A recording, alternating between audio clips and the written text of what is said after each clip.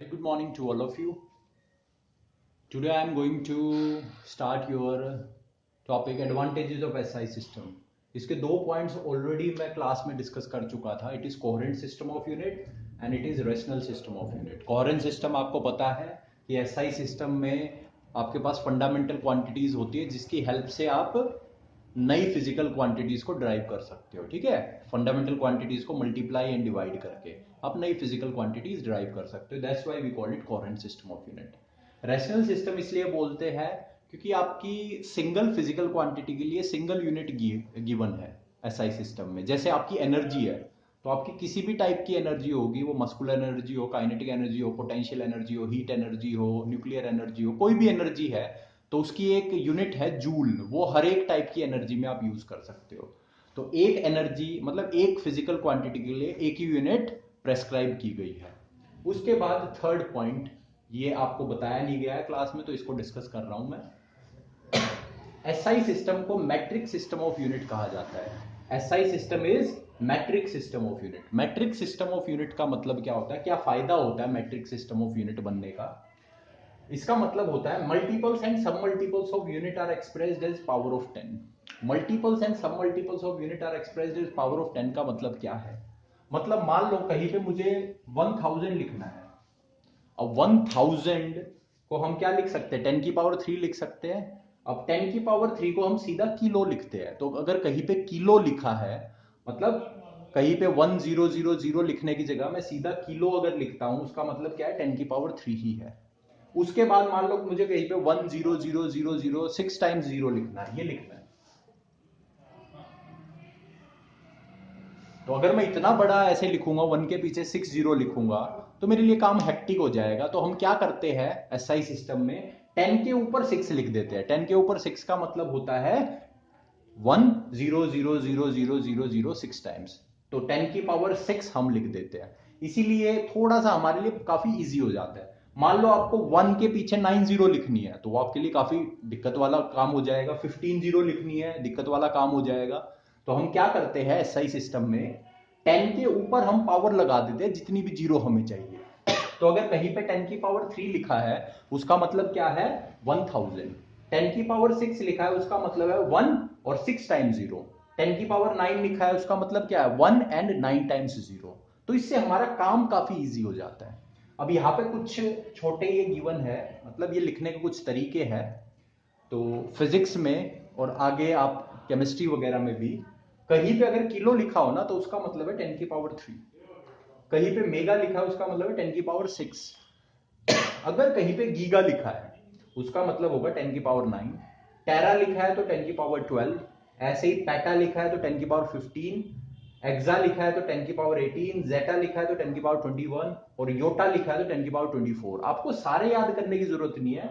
ये जिसपे मैंने रेड से मार्क किया वही इंपॉर्टेंट है, बाकी सब याद करने की जरूरत नहीं है. ठीक है, बस आपको याद रखना मैट्रिक सिस्टम ऑफ यूनिट का मतलब है हम multiples and submultiples of unit को 10 की पावर्स में लिख सकते हैं. मेरा कहने का मतलब है 1000000 ऐसे लिखने की बजाय हम 10 की पावर लिख देते हैं. अगर कहीं को मुझे 1000 लिखना तो मैं वहां पे 10 की पावर 3 लिखूंगा. मेरे लिए ज्यादा इजी रहेगा, ज्यादा कन्वीनियंट रहेगा. ठीक है, तो इस तरह से 10 के ऊपर पावर लगा के हम इजीली चीजों को लिख पाएंगे. अब ऐसे ही मान लो आपको 1 डिवाइडेड बाय लिखना है, 1/1000 लिखना है. तो आप 1/1000 लिखो, उससे अच्छा आप क्या लिख दो? 10 की पावर -3 लिख दो. एक तो आप जल्दी लिख पाओगे और ऊपर से आपके लिए काफी कन्वीनियंट रहेगा ऐसे लिखना. तो इसी तरह से अगर 10 की पावर -1 मतलब 1/10 लिखना तो आप 10 की पावर -1 लिख दो. 1/60 लिखना है आपको, 1 बाय ऐसे 1 2 3 4 5 6, तो ये लिखना काफी कॉम्प्लिकेटेड हो जाएगा आपके लिए, काफी इनकन्वीनियंट रहेगा. तो हम वहां पे कैसे लिख देंगे? 10 की पावर -6 लिख देंगे. ठीक है, तो इस तरह 10 की पावर्स में लिखना एसआई सिस्टम में काफी कन्वीनियंट बना देता है हमारे लिए काम. ठीक है, अब कुछ ऐसी टर्म्स गिवन है जो आपको याद रखनी है, आपको कैलकुलेशन में न्यूमेरिकल्स में हेल्पफुल होगी. तो कहीं पे अगर डेसी लिखा है ना तो डेसी का मतलब है 10 की पावर -1. मिली का मतलब होगा 10 की पावर -3. माइक्रो का मतलब होगा 10 की पावर -6. नैनो का मतलब 10 की पावर -9. नै से नैनो 10 की पावर -9. पिको 10 की पावर -12. फेम्टो का मतलब होगा 10 की पावर -15. ठीक है, और बाकी भी ऐसे लिखे एटो जेप्टो ऑक्टो, सारे याद नहीं करने, जो मैंने रेड से मार्क करे just you have to learn that, ठीक है। तो metric system of unit SI system होता है, और इसका मतलब है हम जीरोज की टर्म्स में लिखने की जगह हम 10 की पावर्स में लिख देते हैं, वो हमारे लिए ज्यादा बेनिफिशियल, ज्यादा कन्वीनियंट रहता है।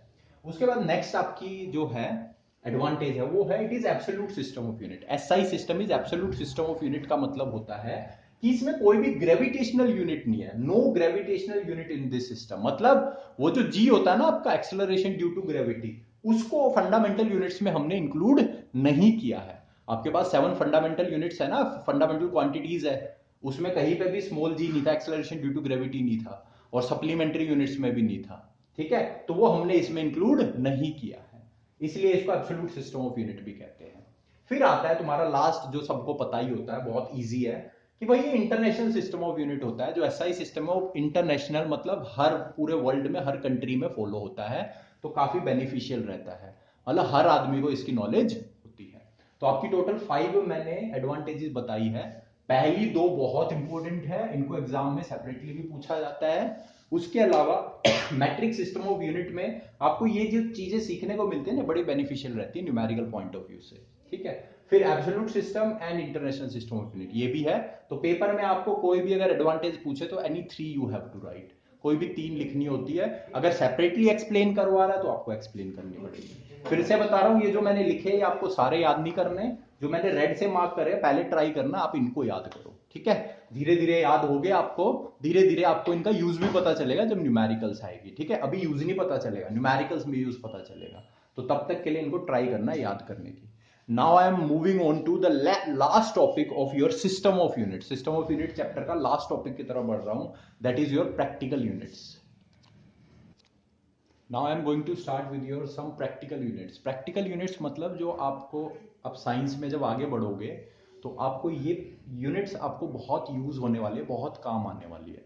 अगर आप एक, मान लो अगर आपको एस्ट्रोनॉमर बन रहा है, एस्ट्रोनॉट बनना है, तो उस केस में आपको इन यूनिट्स का पता होना चाहिए। अगर आप एक फिजिसिस्ट बन रहे हो आगे जाके, ठीक है, आप फिजिक्स को अपनी आप सब्जेक्ट लेते हो अगर ग्रेजुएशन वगैरह में, तो वहाँ पे आपको इन बेसिक चीज़ों की नॉलेज होना बहुत ज़रूरी है। तो स्टार्ट करते हैं सबसे पहले प्रैक्टिकल यूनिट्स ऑफ लेंथ। तो लेंथ की सबसे पहले बड़ी बड़ी यूनिट्स पढ़ेंगे, बिगर यूनिट्स जो बड़े डिस्टेंसेज मेजर करने के लिए यूज होते हैं। किलोमीटर की बात नहीं कर रहा मैं, उससे भी बड़े डिस्टेंस की बात कर रहा हूँ, ठीक है। तो बिगर यूनिट्स पढ़ते हैं पहले लेंथ की, फिर छोटी यूनिट्स पढ़ेंगे इसकी, ठीक। तो बड़ी यूनिट में सबसे पहले आती है एस्ट्रोनॉमिकल यूनिट। ये एग्जाम में आपसे 1 मार्क में पूछी भी जाती है, what do you mean by astronomical unit. तो एस्ट्रोनॉमिकल यूनिट को AU सिंबल से डिनोट किया जाता है, और एस्ट्रोनॉमिकल यूनिट का मतलब होता है distance between the centre of earth and sun. मतलब अर्थ के सेंटर से सन के सेंटर तक जितना डिस्टेंस है उसको मैं कहता हूं एस्ट्रोनॉमिकल यूनिट, ठीक है। और इसकी वैल्यू कितनी होती है, 1 एस्ट्रोनॉमिकल यूनिट होता है आपका 1.496 इंटू 10 की पावर 11 मीटर के इक्वल। इसका मतलब अर्थ के और सन के सेंटर के बीच में इतना डिस्टेंस है, 10 की पावर 11 आ गया ना, मैट्रिक सिस्टम ऑफ यूनिट का यूज हो गया, चेक करो। 10 की 1 0 0 0 0 0 11 बार लिखना मुश्किल हो जाता, तो हमने कैसे लिख दिया 10 की पावर 11, हमारे लिए इजी हो गया लिखना, इसको मैट्रिक सिस्टम कहते हैं, देखो उसका यूज हो गया, ठीक है। तो 1 AU इसके इक्वल होता है, और कई बार इस वैल्यू को याद करना टफ होता है, तो आप राउंड ऑफ करके इसको ऐसे भी याद रख सकते हो, 1 AU is equal to 1.5 into 10 की पावर 11 मीटर। इसका मतलब अगर कोई भी तुमसे पूछ ले what is the distance between the centre of earth and the sun, तो आप उसको क्या आंसर दोगे भाई, 1 एस्ट्रोनॉमिकल यूनिट। अगर वो वैल्यू पूछे तो आप उसको बोलोगे 1.496 10 की पावर 11 मीटर, या 1.5 इंटू 10 की पावर 11 मीटर, ठीक है। कोई भी बोलोगे वो करेक्ट होगा, ठीक है, दोनों। उसके बाद जो सेकंड आपकी बड़ी यूनिट है वो है लाइट ईयर। भाई लाइट ईयर, ईयर देखते बच्चा सोचता है ये टाइम की यूनिट होगी, ठीक है। तो ध्यान रखना light year is a unit of distance. ये केबीसी में भी क्वेश्चन पूछा जा चुका है, एक बार 1 लाख या 3 लाख 50 कितने का था, बहुत पहले पूछा गया था, आजकल भी रिसेंटली भी इसको पूछ लेते हैं, कंपटीशन एग्जाम में भी पूछते हैं। तो light year is the unit of distance, पहले तो ये क्लियर रहे। अब लाइट ईयर का मतलब क्या होता है, LY से इसको डिनोट करते हैं। ये होता है distance travelled by light in vacuum in 1 year. मतलब लाइट को अगर वैक्यूम में मैं 1 साल तक दौड़ाऊं, तो 1 साल में जितना डिस्टेंस ट्रेवल करेगी उसको लाइट ईयर बोलेंगे। तो लाइट की स्पीड आपको पता है 3 इंटू 10 की पावर 8 मीटर पर सेकेंड। इतनी स्पीड के साथ अगर लाइट 1 साल तक भागे तो जितना डिस्टेंस वो ट्रेवल करेगी उसको कहते हैं हम लाइट ईयर। तो देखो इतना डिस्टेंस ट्रेवल करती है। 1 लाइट ईयर होता है आपका 9.46 इंटू 10 की पावर 15 मीटर। बहुत होता है 10 की पावर 15 मीटर। कई बार बच्चा सोचता है बस इतना सा नहीं है, बहुत ज्यादा है, ठीक है। तो 9.46 10 की power 15 metre is equal to 1 light year. यही वो डिस्टेंस है जो लाइट एक साल में ट्रेवल करेगी, ठीक है। अब है आपका थर्ड, एंड ये भी बहुत इंपॉर्टेंट है, ये 3 ही आपके जो आपको याद रखने हैं। तो थर्ड है आपका पारसेक। पारसेक का मतलब क्या होता है? पारसेक भी आपकी डिस्टेंस की यूनिट है, और एक पारसेक आपका होता है 3.1 इंटू 10 की पावर 16 मीटर के इक्वल। 3.1 इंटू 10 की power 16 metre is equal to 1 parsec. अब कई बार 1 पारसेक और जो लाइट ईयर है उनके बीच में आपस में पूछ ले, जैसे एक मीटर में 100 सेंटीमीटर होते हैं, 1 किलोमीटर में 1000 मीटर होते हैं, ऐसे कई बार पूछ लेते हैं एक पारसेक में कितने लाइट ईयर होंगे। तो आप उस चीज को कैसे निकालोगे? तो निकलता है कंपैरिजन के साथ। अब 1 पारसेक है, यहां से 1 लाइट ईयर, दोनों को आपस में डिवाइड करो, आपको रिलेशन मिल जाएगा। और वो रिलेशन आता है 1 पारसेक में होते हैं 3.26 लाइट ईयर। इसको याद रखना आपको टिप्स पे, कंपटीशन एग्जाम में डायरेक्ट पूछा जाता है आपका 1 पारसेक में कितने लाइट ईयर, 3.26 लाइट ईयर, ठीक है। इसका मतलब लाइट ईयर को इस डिस्टेंस को अगर मैं 3.26 से मल्टीप्लाई कर दूं तो मेरा क्या आ जाएगा, 1 पारसेक जितना डिस्टेंस आ जाएगा, ठीक है। याद रखना इंपॉर्टेंट है। इसी में एग्जाम में एक बार पूछा गया था, बच्चों ने याद तो ये कर लिया 1 पारसेक 3.26 लाइट, घोटा मार लिया। एग्जाम में पूछ लिया एक लाइट ईयर में कितने पारसेक होते हैं।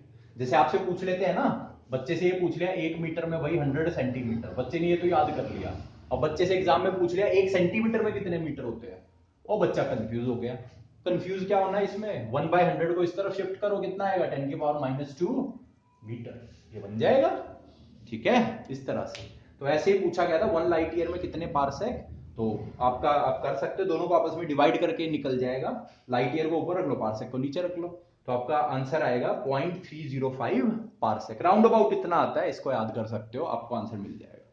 तो एक पारसेक में 3.26 लाइट ईयर, और एक लाइट ईयर में कितने पारसेक, ऑब्वियसली पारसेक बड़ी यूनिट है तो कम आएगी, ठीक है। तो एक लाइट ईयर में 0.305 पारसेक, ठीक है। अब एग्जाम में पारसेक बहुत इंपॉर्टेंट है, देखो 2 क्वेश्चन तो ये बन गए। एक और पूछा जाता है, कई बार डिफाइन करवाया जाता है 1 पारसेक को डिफाइन करके दिखाओ, डेफिनेशन दो। तो वो एक बार डेफिनेशन पढ़ते हैं एंगल्स वगैरह का यूज करके। Let's see the definition of 1 parsec. Let's see the definition of 1 parsec. 1 parsec क्या होता है? तो देखो थोड़ी सी अलग है, सर्कल की टर्म्स में डेफिनेशन दे रहा हूं। तो मैंने एक सर्कल बनाया, और उस सर्कल में मैंने एक आर्क ले ली जिसकी लेंथ थी 1 एस्ट्रोनॉमिकल यूनिट, 1 AU। और इस 1 AU ने इस सर्कल के सेंटर पे 1 सेकंड का एंगल सबटेंड किया। एंगल्स पता है ना आपको, एक तो डिग्री होता है, एक होता है मिनट, और एक होता है सेकंड। 1 डिग्री में 60 मिनट होते हैं, 1 मिनट में 60 सेकंड होते हैं। तो ये एंगल की बात कर रहा हूं 1 सेकंड की, सबसे छोटा एंगल होता है ये तुम्हारा, ठीक है।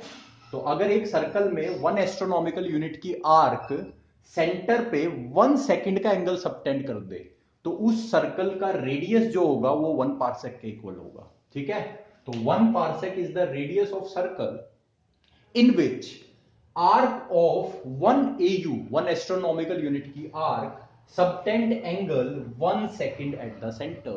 तो 1 parsec उस सर्कल का रेडियस है जिसमें आपकी 1 एस्ट्रोनॉमिकल यूनिट की आर्क सेंटर पे 1 सेकंड का एंगल सबटेंड कर रही हो, तो उस सर्कल के रेडियस को हम 1 पारसेक कहते हैं। बहुत इंपॉर्टेंट डेफिनेशन, स्कूल एग्जाम में बहुत पूछी जाती है आपसे, मे बी आपके स्कूल एग्जाम में आपसे भी पूछी जाए, तो इंपॉर्टेंट आप मार्क कर सकते हो, वेरी वेरी इंपॉर्टेंट। साइड में मैंने फॉर्मूला भी लिखा है, angle equal to arc upon radius. Angle कितना सबटेंड हो रहा है 1 सेकंड, आर्क कितनी है 1 एस्ट्रोनॉमिकल यूनिट, और रेडियस किसके इक्वल 1 पारसेक के इक्वल, ठीक है। आपको इस डेफिनेशन को याद रखना है। अब बढ़ते हैं लेंथ की छोटी यूनिट्स की तरफ। छोटी यूनिट्स, बड़ी यूनिट्स तो पढ़ ली हमने 3, कौन सी, astronomical unit, light year and parsec. और बहुत इंपॉर्टेंट है, जिंदगी में तुमसे कोई पूछ ले भाई सन और अर्थ के बीच में डिस्टेंस कितना है, आप बोल दोगे 1 AU है भाई, कितना 1.496 10 की पावर 11 मीटर है। लाइट ईयर, लाइट एक साल में कितना डिस्टेंस ट्रेवल करेगी, आप फट से आंसर दे सकते हो 9.46 10 की पावर 15 मीटर, देख लो। तो ऐसी ऐसी चीजें आप बहुत इजीली आप बता पाओगे if you have the knowledge of physics, ठीक है। अब बढ़ते हैं लेंथ की छोटी यूनिट्स की तरफ। Now let's see some small units of length. Length की छोटी छोटी यूनिट्स जो आपको आगे न्यूमेरिकल्स वगैरह में, फिजिक्स में, केमिस्ट्री में हेल्प करेगी। तो अगर 10 की पावर -1 मीटर है, ठीक है, 10 की पावर माइनस 1 मीटर, इसको हम कहते हैं 1 डेसीमीटर। तो 1 डेसी का मतलब मैंने बताया था ना 10 की पावर माइनस 1, और अगर 10 की पावर माइनस 1 मीटर लिखा है तो आप क्या लिखोगे उसको, डेसीमीटर। ठीक है, इस तरह से। अगर मिलीमीटर कहीं पे लिखा है तो 1 मिलीमीटर में कितने मीटर होते हैं भाई, 10 की पावर माइनस 3 मीटर होते हैं। ऐसे कहीं पे लिखा है 1 माइक्रोमीटर, माइक्रोमीटर तो 1 माइक्रोमीटर में होते हैं 10 की पावर माइनस 6 मीटर। माइक्रो का मतलब बताया था ना 10 की पावर माइनस 6, और साथ में मीटर लिखा है तो 10 की पावर माइनस 6 मीटर। माइक्रोमीटर का जो सिंबल होता है वो ये होता है, यू बना के एम लिख दो माइक्रोमीटर, मिलीमीटर को एमएम लिखते हैं। ठीक है, उसके बाद 10 की पावर, अगर कहीं पे नैनोमीटर लिखा है, नैनो मतलब 9, 10 की पावर माइनस 9, तो 10 की पावर माइनस 9 मीटर नैनोमीटर का मतलब होता है। नैनोमीटर को छोटा एन और एम से डिनोट करते हैं, तो 1 नैनोमीटर में 10 की पावर माइनस 9 मीटर होते हैं। ऐसे ही कहीं पे अगर लिखा है 1 एंगस्ट्रॉम, 1 एंगस्ट्रॉम मैंने तुम्हें बताया भी था, it is the size of atom, किसके इक्वल होता है 10 की पावर माइनस 10 मीटर। 1 एंगस्ट्रॉम को ऐसे डिनोट करते हैं, 1 ए के ऊपर ऐसे जीरो टाइप लगा होता है, छोटा सा गोला टाइप, जैसे डिग्री का लगाते हैं वैसे। ठीक है, फिर पिकोमीटर आता है, पिको 1 पिकोमीटर में कितने मीटर होते हैं, तो इसमें होते हैं 10 की पावर, पिको का मतलब 10 की पावर माइनस 12, और मीटर तो मीटर आ जाएगा, तो 1 पिकोमीटर 10 की पावर माइनस 12 मीटर। तो अगर आपको याद है ना डेका, डेसी, मिली, माइक्रो, नैनो, वो जो मैंने पीछे लिखे थे, तो आप ये इजीली याद कर सकते हो। उसके बाद Fermi, the size of nucleus, तो 1 फर्मी होता है 10 की पावर माइनस 15 मीटर के। अभी मैंने पीछे बताया भी था, फेम्टो का मतलब भी 10 की पावर माइनस 15 मीटर होता है। ठीक है, तो अगर कहीं पे 1 फेम्टोमीटर लिखा हो या 1 फर्मी लिखा हो, दोनों का मतलब क्या है, 10 की पावर माइनस 15 मीटर। और फर्मी को शॉर्ट में लिखते हैं 1 एफएम से। ठीक है, तो कहीं पे 1 एनएम लिखा हो उसका मतलब है नैनोमीटर, तो 1 नैनोमीटर में 10 की पावर माइनस 9 मीटर। ऐसे ही कहीं पे लिखा हो 1 पीएम, पीएम का मतलब पिकोमीटर, तो 1 पिकोमीटर में 10 की पावर माइनस 12 मीटर होते हैं। तो इस तरह से आपको ये काफी मदद करेंगे न्यूमेरिकल्स में। अब उसके अलावा मैंने यहाँ पे कुछ और 3-4 और लिख दी है, ये आपको डेली लाइफ में बड़ा हेल्प करेंगे। कई बार ये हो जाता है यार, प्रैक्टिकल लाइफ में कोई पूछ लेता भाई 1 इंच में कितने सेंटीमीटर होते हैं, तो हमें पता होना चाहिए 1 inch is equal to 2.54 centimetre. कई बार पूछ लेते 1 फीट में कितने इंचीज होते हैं, भाई 12 इंच होते हैं, और 1 इंच में 2.54 सेंटीमीटर मल्टीप्लाई करके आंसर आता है 30.48 सेंटीमीटर। अगर मुझसे कोई पूछता है ना 1 फीट कितने के इक्वल होता है 1 फुट, मैं उसको झट से आंसर दे देता हूँ 12 इंच 30.48 सेंटीमीटर के इक्वल। तो ये फिजिक्स वाले होते हैं जो हम फिजिसिस्ट होंगे, इवन केमिस्ट्री वाले, तो उनको इसकी बहुत अच्छी तगड़ी नॉलेज होती है, तो वो कैलकुलेशन बहुत जल्दी करते हैं। 1 माइल में कितने किलोमीटर होते हैं, तो 1.6 किलोमीटर होते हैं। वो होती है ना आपकी मैराथन होती है 42 माइल्स, और वो मतलब आपकी माइल 26 माइल सॉरी, तो वो 42 किलोमीटर बन जाती है समथिंग। तो इस तरह से, तो वहां से वो ऐसे ही कैलकुलेट करते हैं 1.6 किलोमीटर से मल्टीप्लाई करके। तो ये भी आपको लाइफ में कहीं ना कहीं आगे जाके यूज हो जाएगी। आपका मेन कंसेप्ट इनको दिमाग में रखना है, बिल्कुल दिमाग में इसको रखना है। Now I am moving on to the units of mass, mass की यूनिट्स की तरफ बढ़ रहे हैं। Now let's see some of the important units of mass जो आपके फिजिक्स में आपकी आगे डेली लाइफ में यूज होने वाली है। ठीक है, बहुत सारी यूनिट्स आपकी बुक में गिवन होती है, सबको क्रैम नहीं करना आपको, जो आपकी यूज होगी मैक्सिमम उनको आपको शुरू में याद करना है। बाद में जब आपको ये याद हो जाएगी तो बाकी चीजें भी आप देख सकते हो, पहले प्रायोरिटी इनको देनी है। तो बड़ी यूनिट्स में देखते हैं, सबसे पहले 1 टन कितने के इक्वल होता है भाई, 1000 केजी। ये आपने पहले भी सीखा होगा, बस रिवाइज कर लिया। 1 क्विंटल में 100 केजी होते हैं। ठीक है, याद रखना है। अब आ रहे हैं सबसे मोस्ट इंपोर्टेंट क्वेश्चन की तरफ, जो हर किसी एक फिजिसिस्ट को पता होना ही चाहिए, वो है लार्जेस्ट यूनिट ऑफ मास। सबसे बड़ी यूनिट पूरे यूनिवर्स में मास की कौन सी है, तो वो होती है चंद्रशेखर लिमिट, C.S.L, CSL बोलते हैं इसको। 1 CSL चंद्रशेखर लिमिट आपका 1.4 टाइम्स द मास ऑफ सन, सन के भी मास का 1.4 टाइम्स जब तुम कर दोगे ना, तब वो 1 CSL के इक्वल होगा। और सन का मास मैंने नीचे लिख दिया है, राउंड अबाउट ये होता है 2 × 10 की पावर 30 kg, बहुत ज्यादा है। अपने पूरी यूनिवर्स में सबसे भारी सन ही है भाई। ठीक है, तो सन से भारी कोई नहीं है, तो सन के भी 1.4 टाइम्स करोगे तब 1 CSL आएगा। तो आपके जो भारी भारी मास होते हैं ना, वो CSL में आप इजीली मेजर कर सकते हो। ठीक है, तो ये थी बड़ी यूनिट्स। अब छोटी यूनिट्स की तरफ बढ़ते हैं, तो ये 3 है, आपको याद रखनी है, एग्जाम में पूछी गई है। 1 AMU, 1 AMU, AMU आपको पता है एटॉमिक मास यूनिट है आपका, 1.66 10 की पावर माइनस 27 किलोग्राम। ठीक है, ये 1 AMU का यूज करते हैं हम न्यूक्लियर मासेस वगैरह मेजर करने के लिए, न्यूक्लियस का मास मेजर करना है, एटम का मास मेजर करना है, तो वो हम इसकी टर्म्स में मेजर करते हैं। ठीक, 1 कैरेट आपके डायमंड होता है ना कैरेट्स में, 11 कैरेट, 22 कैरेट्स, 24 कैरेट, ऐसे कैरेट्स, कैरेट होता है 200 मिलीग्राम के इक्वल। ये एक बार एग्जाम में भी पूछा जा चुका है कि भाई 1 कैरेट कितने के इक्वल है, 200 मिलीग्राम। मिलीग्राम को कर सकते हो ना आप, ग्राम में चेंज करना है, किलोग्राम में आप वो चेंज कर सकते हो, ठीक है, मैंने मिलीग्राम में लिख दिया है, ठीक है, स्टैंडर्ड वैल्यू ऐसे ही लिखी जाती है इसकी। और 1 पाउंड, पाउंड को एलबी से लिखते हैं, 1 एलबी किसके इक्वल होगा, तो ये होता है 453.6 ग्राम। इसलिए अगर किसी का किलोग्राम में मास 50 है तो पाउंड में उसका मास 50 से ज्यादा ही होगा, क्योंकि एक पाउंड 453.6 ग्राम के मतलब आधा किलो से भी कम होता है, ठीक है, तो इसको याद रखना आपके।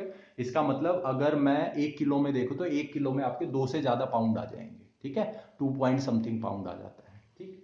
तो ये कुछ यूनिट्स है मास की जो आपको याद रखनी है, बाय हार्ट होनी चाहिए बिल्कुल, because they are most important. अब चलते हैं प्रेशर की कुछ यूनिट्स की तरफ। चलो, आपका लास्ट ये कुछ यूनिट्स है जो रह गई है, इसके बाद आपका सिस्टम ऑफ यूनिट्स का चैप्टर फिनिश हो जाएगा। तो काफ़ी यूनिट्स है, अब बुक में तो बहुत सारी है, तो मैंने तो कुछ ही यूनिट्स लिखी है आपकी, लेंथ की, मास की, प्रेशर की, टाइम की, एरिया की, जो ज़्यादा यूज होती है, इनको तो बाय हार्ट करना ही पड़ेगा। तो प्रेशर की ऐसा यूनिट हमें पता है पास्कल होती है, आपको अच्छे से पता है। अब 1 एटमोस्फेयर, एटीएम का मतलब होता है एटमोस्फेरिक प्रेशर, तो 1 एटीएम लिखा हो इसको कहते हैं एटमोस्फेरिक प्रेशर, या 1 बार लिखा हो, ठीक है, दोनों का मतलब एक ही होता है, और दोनों किसके इक्वल होते हैं, 10 की पावर 5 पास्कल के। इसको बहुत ज्यादा यूज होगा ये हमारा फिजिक्स में, एंड इवन केमिस्ट्री में भी बहुत यूज होता है। उसके बाद 1 एटीएम, एटमोस्फेरिक प्रेशर को हम बैरोमीटर से भी मेजर करते हैं, और बैरोमीटर में मरकरी डला होता है, तो मरकरी की हाइट के अकॉर्डिंग भाई 1 एटीएम किसके इक्वल होगा। वैसे तो पता है हमें 1 एटीएम 10 की पावर 5 पास्कल के इक्वल है, बट बैरोमीटर में कितना होगा, तो बैरोमीटर में जब आपका मरकरी 76 सेंटीमीटर या 760 पे होता है, तो आपका 1 एटमोस्फेरिक प्रेशर होता है आपकी सराउंडिंग का, एटमोस्फेयर का। तो 1 एटीएम आपका 76 सेंटीमीटर ऑफ एच मरकरी, या 760 ऑफ एच भी होता है, इसको भी आपको याद रखना है। उसके बाद एक रिलेशन होता है 1 टोर, टोर भी यूनिट होती है आपकी प्रेशर की, 1 टोर होता है 1 ऑफ एच के इक्वल। तो एग्जाम में कई बार आपको कंफ्यूज किया जाता है, ये लिख दिया जाता है 1 atmosphere equal to 760 torr, is it correct, क्या ये करेक्ट है, तो आप बिल्कुल, आपको पता है कि भाई 1 एटमोस्फेरिक 760 ऑफ एच के इक्वल होता है, और 1 ऑफ एच क्या है, 1 टोर ही तो है, तो 1 ऑफ एच की जगह मैं 760 साथ में इसकी जगह टोर लिख सकता हूं, इसका मतलब ये करेक्ट रिलेशन है। तो 1 एटीएम आपका 10 की पावर 5 पास्कल के इक्वल होता है, 1 एटीएम आपका 760 ऑफ एच या 760 टोर के भी इक्वल होता है। अब को अगर सेंटीमीटर में चेंज करो तो 76 सेंटीमीटर, मतलब आप वो तो कन्वर्ट कर सकते हो, आप इसको याद रखो, ये ज्यादा बेटर रहेगा, ठीक है। फिर उसके बाद आपका 1 बार, तो याद रखना 1 बार लिखो या 1 एटीएम लिखो, बात एक ही है, 10 की पावर 5 पास्कल के इक्वल है। अब मैं बढ़ रहा हूं टाइम की तरफ, तो प्रेशर की इतनी याद रखनी है आपको जो यूज होगी आपकी, टाइम की स्मॉलेस्ट यूनिट है, ये एग्जाम में, कॉम्पिटिशन एग्जाम में बहुत पूछी जाती है, स्कूल एग्जाम कॉम्पिटिशन में तो पूछी जा चुकी है कई बार। तो टाइम की सबसे छोटी यूनिट होती है शेक, SHAKE, तो 1 शेक होता है 10 की पावर -8 सेकंड के इक्वल। तो इससे छोटी टाइम की यूनिट आज तक यूज नहीं की है, तो 1 शेक इज द, मतलब shake is the smallest unit of time, और 1 शेक किसके इक्वल होता है, 10 की पावर -8 सेकंड के। फिर इसके बाद एरिया की मैंने लिख दी है, वैसे पता होना चाहिए इसके बारे में आपको, हेक्टेयर क्लास 10th में सीखा होगा, 1 हेक्टेयर मतलब 10,000 मीटर स्क्वायर, 10 की पावर 4 मीटर स्क्वायर, ये तो आपको पता है। जो इंपॉर्टेंट है वो ये है जो एग्जाम में पूछी जा चुकी है। जो आपका न्यूक्लियस होता है, न्यूक्लियर साइज बहुत छोटा होता है, तो न्यूक्लियर क्रॉस सेक्शन एरियाज वगैरह जब हम मेजर करते हैं, मतलब बहुत छोटे क्रॉस सेक्शन एरिया वगैरह मेजर करते हैं, तब इस यूनिट का यूज किया जाता है, बार्न का, BARN, बार्न। तो 1 बार्न इज इक्वल टू 10 की पावर -28 मीटर स्क्वायर, कितना छोटी है, इसलिए इसको एग्जाम में पूछा भी जाता है कि भाई which unit is use to measure nuclear cross section area, तो आप वहां पे लिखोगे बार्न। और अगर आपसे पूछे 1 बार्न इज इक्वल टू 10 की पावर -28 मीटर स्क्वायर। टाइम की सबसे स्मॉलेस्ट यूनिट शेक होती है, ठीक है, इसको याद रखना है। 1 एटीएम कितने पास्कल के इक्वल, 10 की पावर 5 पास्कल के इक्वल। तो ये कुछ प्रैक्टिकल यूनिट्स थी जो आपको प्रैक्टिकल आपकी लाइफ में यूज होगी, आपको बड़ी काम आएगी, ठीक है। तो इसको आपको याद करना है, 2-3 बार इनको पढ़ोगे तो ये बाय हार्ट हो जाएगी, एंड एट लास्ट कोई भी आप नई चीज सीखते हो तो उसको आपको बाय बार तो पढ़ना ही पड़ेगा। अगर उसको आप 3-4 बार पढ़ लोगे तो वो आपके लिए एक तरह से पुरानी हो जाएगी, आप ये कहोगे अरे तो कई बार पढ़ लिया, आपको बिल्कुल बाय हार्ट हो जाएगी। तो वही है, चीज को याद करने का तरीका है, उसको बार बार पढ़ो, यू विल गेट इट, ठीक है, वो आपको बिल्कुल याद हो जाएगी। तो आज की क्लास एंड करते हैं, आपका सिस्टम ऑफ यूनिट चैप्टर यहीं पे फिनिश होता है। आपकी नेक्स्ट क्लास में मैं डायमेंशनल एनालिसिस शुरू करूंगा, ठीक है, इंपॉर्टेंट चैप्टर है, उसमें न्यूमेरिकल्स वगैरह काफी आपको देखने को मिलेगी। Till then bye, take care, see you again.